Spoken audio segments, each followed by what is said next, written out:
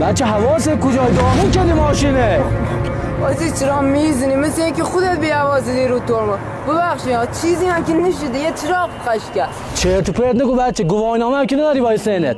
میخواستی بدبختم کنی. الان زنگ میزنه افسر معلومش داستان چیه. آقا نه خدا زنگ نزن، الان افسر بیاد میخواد موتورمون ببره. بو خدا این موتور وسیله کارمونه، حیرون میشم. آقا من این خسارتش چقدر میشه؟ خودم پولش میدم. ببخشم چی ببخشم بچه، حرف خنده‌دار میزنی. بعد 10 سال سعی دادن تو نظر پراید 80 بخورم اون از داغونش کردی. چی آجی بهت فشار اومده، همه گرفتاری دارن. بعدش هم میدونی مقصر خودمونیم که به هم رحم نداریم. بعد توقع داریم خدا بهمون رحم کنه.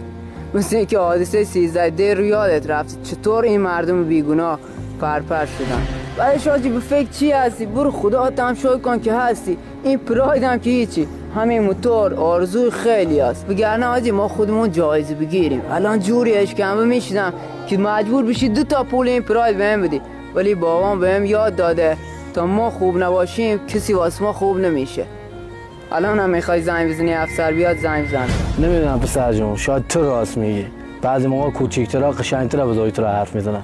الانم بابت تو گوشی که بهت زدن من حلال کن. بعد این همه بارون خون بالاخره پیداش میشه رنگ.